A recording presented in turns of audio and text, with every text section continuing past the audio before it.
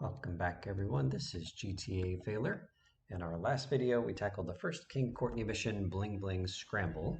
And in this video, we move on to the next King Courtney mission, which is called Uzi Rider. But I'm not going to hop into that blue marker right now because there's something that's going to happen at the end of passing Uzi Rider that will impact the rest of the game. And I just want to illustrate the change that we're going to see. So I'm going to make a quick drive back over to Portland. So I haven't passed Uzi Rider yet, haven't even started it. But we're going to head over to Portland and demonstrate that the Diablos are not hostile to Claude at this exact moment in my playthrough. But you probably guessed it, as soon as we complete Uzi Rider, this next mission, the Diablos will be hostile towards Claude for the rest of the game. So here we're just looking for some Diablos, and I'll walk right in front of them when I find them, and they will not give me the time of day. Whereas once I pass this coming mission, of course they become hostile when I punch them in the face, but once I pass the next mission, as soon as I drive through their neighborhood, they'll try to pull me out of my car, and they'll try to, and they'll chase after me if I'm on foot or in car. Okay, I'm going to hush during the cutscenes because I love this Jamaican accent. I need to see if they're capable of doing me dirty work. See if you're family or not, don't you know? Two of my boys will be there any second to take you for a ride. See if you're the article or a sister or something. And in this next cutscene, I want you to pay attention to what the Yardie says right after I get out of the car. He's going to threaten me and tell me that I have about 5 seconds to get back in the car or its mission fails. So I'm going to see if he will make true on that threat. We're going for a little ride into Hepburn Heights. Kill me some filthy Diablo boo-boo spin batting up me lady Queen Lizzie. You do the driving and the shooting and the dally and a boot. We'll make sure you don't get cold feet.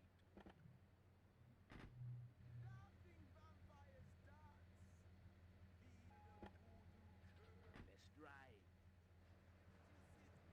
You've got 5 seconds to get back in the car now. He's bailing out. You're out of the now. Kill him. Okay, mission fail. 5 seconds was just about right. Yeah, okay.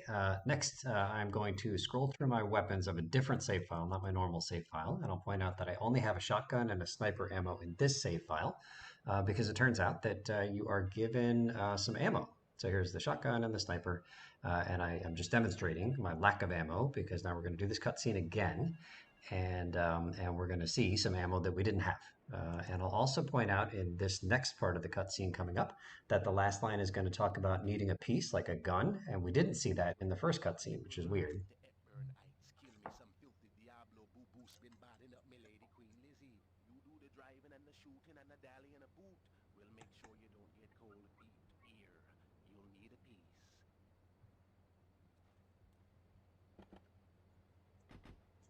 Okay, so as we get out, we're going to see that we are given 150 Uzi rounds for this mission. Remember, I had no Uzi rounds. I had only shotgun and sniper. So there you go, 150 Uzi rounds. So presumably you're supposed to use the Uzis like mission. You're supposed to kill 10 Diablos is the premise of this mission. Presumably drive-bys. We'll see. We'll do some testing. Okay, so next up I wanted to see what happens if I get out of the car but then back in within 5 seconds. So we'll do that a couple of times. And then I also wanted to see what happens if I set the car on fire. Do I fail instantly or only after the car blows up? We will see. As I said, the premise of the mission is to go into Diablo country and kill 10 Diablos.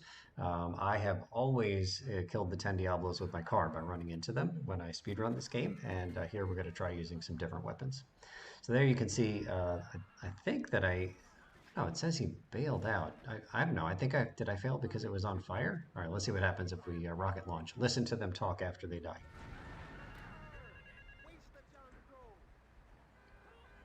Okay. All right. Next up, I cut a drive from Portland, from the phone to Portland, but I'll show it in my final attempts. You'll see it. So here, wanted to know what happens. I'm not going to get back into this vehicle, just see what happens after 5 seconds. And it turns out they hop out despite the big fall. It was like a 8 foot drop or something, but no problem. Okay, next clip. I intend to get back in the car, and I'm hoping to make a collision-free perennial, but it's not going to work because you can see they don't get out, right? Like I need this passenger in the front seat to get out when I get out. but he stays put, which means I cannot make a collision-free um, perennial. I also drove from here. So finally, this is the area where we're supposed to kill the 10 Diablos. You'll see the countdown start at 0, kill count in the top right. Off video, after kind of activating this part of the map, I drove way far south on the map just to see if I would fail from abandoning Hepburn Heights, the area that we're in. I didn't, nothing happened. So I just cut it, and then you'll see me back in Hepburn Heights, coming from the south, driving back north to where we are here. And I think after that, we're going to test out the pay and spray. Yeah, so here we are on our way back, and we'll see that the pay and spray behaves like normal. And then after the pay and spray, we'll head to my garage. And I will also point out that passing this mission awards $10,000 and unlocks the next King Courtney mission, which is Gang Car Roundup. So the King Courtney missions, just like the other 3 sets of phone missions, they're all standalone. They're not part of the main story, and they're not required in order to get to the final story mission, the exchange. And they don't unlock anything other than more whatchamacallit, phone missions. Here I realized that I had an FBI car in here, so it's going to take a little bit of doing, a couple of attempts, but I think if I hop out and then quickly get back in, I can jam this perennial into this garage, even though there's no room. And then I'm going to get out just to see what happens, and that's a real problem because there's no room for me to get back in. Probably should have thought of that. So I was surprised with how quickly they teleported out. I thought I'd have a little bit of space, but they just surrounded me. So we'll take out the one guy who's out of the garage, and then I'll play like patty cake with the guy that's in garage for a little bit. All right. Okay, so a little bit, no, I guess we'll say a little bit of trivia here. When the player, this is from the wiki, when the player enters the perennial, the radio will automatically tune in to K-Jaw, and the song Dance of the Vampires by Scientist will always play. You can hear that in this video. If you go back to the 2-minute mark where I wasn't doing commentary, you'll just hear the DJ talk about the upcoming song Dance of the Vampires. All right, that's good. One more thing of trivia, but we'll come back to that one. Okay, next up, where did we go? All right, so we're doing the cutscene again, yeah. Okay, and then, oh, here, this was interesting. I think the perennial here during the cutscene is going to have trouble getting through, like the taxi gets in the way. Oftentimes during a cutscene, the other vehicles that might be in the way will just despawn, so you never have this issue. But I was impressed that the NPC who's driving this perennial knew to back up. But he stops way far away from the sidewalk, right? Like normally they're like right up at the sidewalk. But I guess he had had enough driving, and so he's got this longer than usual walk. And then I'm going to have a longer than usual walk to get in the car, and then he's going to have a longer than usual walk to get back to the car. I just kind of thought it was funny. All right. Okay, so in this next attempt, once we cut in a moment here, I'm going to run over to Diablo. So this will be the first time I'm actually trying to progress the mission, and you'll see the kill count go up from 0 to 1 to 2. And then I'm going to do a drive-by on the next 2 Diablos, something I've literally never done. I've probably passed this mission 40 times or so, and I thought you just had to ram into them. That's what I thought I thought that was the only thing the mission would allow you to do and get credit for the kill. So here we're going to test out the drive-bys, and currently we've got 2 kills, and we've got 2 Diablos here, and 1 unfortunate officer. Sorry about that, sir. Okay, so we got 4, so drive-bys count. That's pretty cool. And then I wanted to know if other ones count. Look at the delayed. Look at, it's still 4, and it takes like a good 2 or 3 seconds. So I got out of my car there, and I used the Uzi, and I got a kill, and I got credit, but it was delayed by at least 2 seconds, maybe 3 seconds, which was interesting to me. Okay, and then I'm going to fail here because I don't know why I'm going to fail. I think, yeah, okay, so I cut out some stuff where I killed 5 more Diablos, so I could drive back, but I'm still experimenting. So my car is going to light on fire here, which is a significant problem. And then, but I am going to demonstrate that oh, I guess it's not going to light on fire. What is happening here? All right, future fire. But here I'm just going to demonstrate that the Diablos are not hostile to me because I haven't passed the mission yet. If I get back to the start of this mission, then the Diablos will be hostile to me, but not until you literally pass the mission. Okay, next one. Okay, so here's the challenge that I've laid out for myself. Not counting my fist or the bat, I have 10 weapons, and I need to kill 10 Diablos. So I thought, hey, what if I set myself the challenge of doing each of the 10 kills with 10 different weapons? So that's the challenge, and here what you're seeing is the main difficulty is that the perennial has such poor acceleration that I often will get pulled out. I'll kill the first Diablo, and then I'll get pulled out by all his buddies, and then here I can't even get back into the car because there's people in the way, right? That's the main difficulty to this challenge. Okay, so here car is on fire because of police, I guess. So I am going to show some of my different fails here. You can see how far I am with the kill count. Like, so that 2 means that I've already killed 2. I didn't get that one. And then I think I got unlucky, but things got really weird. So I tried to get in the driver's side door, but I couldn't because the car was blocked. Then I thought I failed because I got the bailed out message and the guy in the back got out. But the guy in the front is still in. And in fact, the mission hasn't failed. I'm still alive in this mission. And so that was quite weird that happened. And now I don't get the get back in the car message. I think I'm home free. I don't know. Something weird happened. So I'm just doing more science here to see if I get yelled at for getting out, and then we'll see what happens when we light the car on fire. And yeah, this is just quite strange. Normally, the passenger side door, so the guy doesn't get out of the car; he just stays in it when it's lit up. So there, finally, we fail. Normally, the passenger side door, all the doors to this perennial are locked the entire time. So I don't know how I was able to get in that one time. But here's another difficulty. I shot one guy, and then I accidentally ran over a second guy who was chasing after my car because I shot his buddy. So as soon as I run over somebody, then I fail, right? I can't kill 10 different guys with 10 different weapons if I kill one of them with the car. Okay, here I got greedy. I tried to do 2 separate kills, one with the, I guess, the Uzi, and then the second with the shotgun, and without getting back in the perennial in between. That didn't work. Here I got unlucky. As soon as I got shoved out the passenger side door, I said, shoot, I don't think I can get back in because this, I think it's in Idaho here. Maybe it's in Esperanto. I can't tell. Got in the way. Not my fault, gang. Not my fault. All right, so then I think in the next one, I think I'm going to again accidentally run over Diablo. So yeah, that's what happened right there. The 6th kill was me accidentally running over one of those guys. Okay, here is my final attempt. So this one we're going to let play from the beginning, and you'll see the drive and everything as well. I'm not going to fast forward the video here at any point during this attempt, but you saw me put in a cheat right there. That was the speed up cheat, which speeds up the cutscene here, and it speeds up the dialogue in the cutscene, it speeds up the drive, speeds up everything. So I did use this just to shorten the amount of time it would take between attempts as I was doing all my experiments. So right as we get into Hepburn Heights, it'll say cheat activated again, and that's me turning the fast motion off. So everything is double speed here. So probably you'll see me driving worse because I'm driving at double speed. All right, one last thing of trivia here, again from the wiki. Okay, so the name of this mission is Uzi Rider. Uzi is the gun, the drive-by ammo that's highlighted right now in the top right in yellow, and it's also the weapon that they give you, so Uzi Rider. And from the wiki, it is, where'd it go? The mission's name is a play on the 1969 film Easy Rider. Coincidentally, the film was written by and starred Peter Fonda, who would later voice the character The Truth in San Andreas. Pretty cool. Okay, so here we are trying to take out one Diablo with each of my 10 weapons. And I'll try to keep track. I'm reading from my notes. This is me turning off the fast forward cheat. So reading from my notes and also try to keep track of the weapons, the kills as I get them. This is not going to be like bang, bang, bang, 10 in a row. Like it's just going to be quite deliberate. All right, so here's my first one.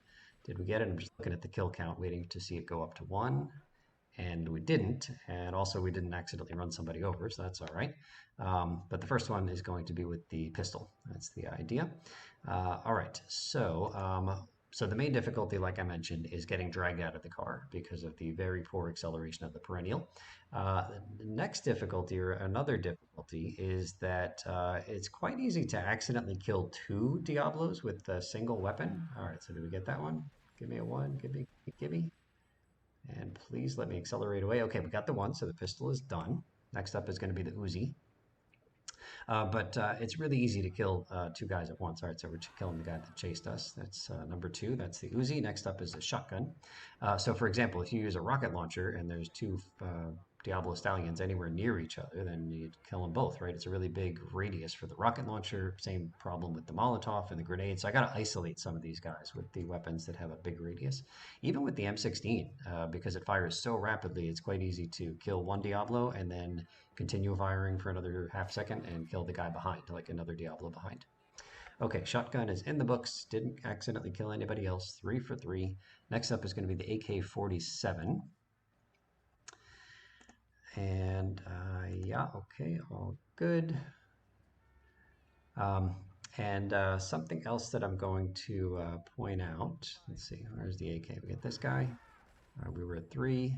Now we're at 4. Why does it take so long for the kill to show up? Like if you do a drive-by or you run into a Diablo, the kill shows up in the kill count instantly.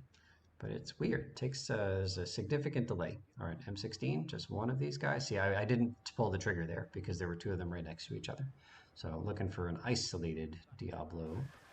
There we go. All right, that's 5 for 5. Please don't pull me out, sir. I've got a random artificial challenge I'm trying to fulfill. Okay, next up is a sniper. That should be pretty easy because I can do that from far away without ticking off any of the surviving Diablos who just watched me gun down their buddy. All right, so I don't actually think I can see anybody from here. One interesting thing is that to pass the mission, after we kill 10 of these guys, we need to make our way back over to Staunton. And the ending mission marker is almost where the phone was, where we started, but it's not exactly where the phone was. It's kind of weird that it's like near, but not exactly the same place. Okay, sniper checked off. Next up is the rocket launcher. Again, got to make sure we have a Diablo that's sort of isolated so we don't accidentally kill more than one. And you can see this is not a speed run strat that I've got going here. One thing that I do, speaking of speed run strats, is that the next King Courtney mission is going to require us to find and turn in 3 specific gang cars, and one of them is the Diablo Stallion, which is the stallion we see all around this area. It's noticeable. It's really easy to identify because it's all black except for the flames from the bottom. All right, rocket launcher, 1 guy. Rocket launcher, 0 guys. Let's try that again. GTA failure, we can do it. Oh, now there's a bunch of them. That's no good. We can't do it there. Yeah, I really felt like I was playing like a stealth mission, even though I've got like 10,000 of like some very powerful artillery in my back pocket. Um, yeah, and so when I speedrun this game, the 100% version of this game, I pass this mission and then immediately look around for. Wait, that doesn't make sense because I can't go back. Yeah, I'm just making stuff up because we need to take this perennial back. I was saying that like I'm going to bring it. I would typically bring a Diablo Stallion back over to Staunton from here, but you can't do that because you gotta be in this perennial in order to pass the mission. So I'm thinking of a different part of the game where I'm over here naturally and I have a drive to make to Staunton naturally at that time, and I seek out a Diablo Stallion and put it in my garage for later. Okay, rocket launcher is done. That is 7 weapons down and 3 to go. So next up is the flamethrower. Um, and I was saying that the ending mission marker of this mission is close to, but not exactly at the green phone icon. It's going to be a few blocks south and I don't know, like half a block east, I guess. Like I mentioned, just sort of odd that it's near, but not exactly the same place. Okay, gang, 2 left. Nothing can stop us now. We've got Molotovs and we've got grenades, both with a big radius. And I just need to make sure we take out 1 bad guy with each. Actually, I had decided ahead of time that as long as I got so the grenade is going to be my last one, and if it happened that that grenade took out like the 10th Diablo and also the 11th and or 12th Diablo who were nearby, that's no problem because I will have killed 10 Diablos with 10 different weapons. So even if the grenade takes out some extra folks, that's okay for GTA failure. All right, so just looking for 1 isolated victim. I think I see him here on my left with the pimp. So I guess he's not an isolated victim, but he doesn't count against me in this ridiculous challenge. Okay, all that's left is the grenade. This is exciting. At this point, I had never gotten this far in the challenge, so I don't know who's over there. probably multiple Diablos, but all good. 10 kills with 10 different weapons. Challenge completed. Although, to be honest, in my speedrunning days, I have failed the mission at this point by accidentally rolling the perennial. You can see how slowly I drive. I'm really trying to keep as many of the four wheels on the ground as possible as we go down that grass hill. And then we'll make our way back to the green marker, which again is a little bit south of where the phone icon is. Not unusual to see NPCs stuck on the blue wall there. They're just like driving forward for eternity, or at least until I um, unlock the third island officially, which will get rid of that blue wall forever. So yeah, some NPCs drive pretty smart, like the Yardie in this car backing up during that cutscene when there was a taxi in front of him. And then other NPCs just drive into a blue wall for all time. Okay, and again, in the there'll be a brief cutscene where we pass the mission, and one of these Jamaicans will talk to us and compliment us in ways that I don't know. It's like English, but I don't understand what he's saying. But I take it as a compliment. Turns out that I am Irie. I guess I've heard that before. It's Jamaican slang, like everything's all right. It's Irie. I'm Irie and a real shooter, whatever that means. Is that just shooter, or is it some other Jamaican slang? I don't know. I feel like there's quite a bit of the Jamaican slang that I listen to in the cutscenes, and I can't even understand what the words are, let alone ascertain their meaning. I mean, I guess I have a sense of what the things mean because of the context of the cutscenes, but word for word translations is not my forte with the Jamaican street slang. All right, here we go. Okay, you're the kind of man we like as friend now. You're Irie, man. Real shooter. So there you go. I'm Irie. Okay, here we are going to save, of course, because mission passed, success, and then in 8 speed, I am going to head back over to Portland.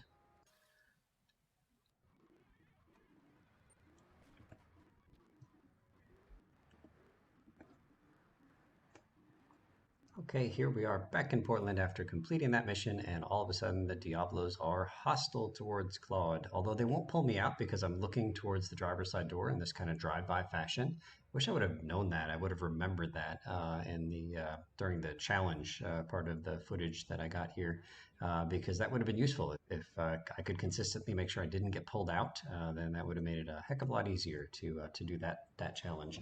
That actually is something that happened earlier in this playthrough as well. It's a mechanic I had never seen before when it happened earlier in this playthrough. I forget which mission it was in, but it's one of the earlier videos in this series where I had a wanted level. I think I had just failed a mission. I was just kind of goofing off, and I had a wanted level, and the police officer was there right by my door, but he would not open the door because I was in the kind of drive-by way, like looking at that door.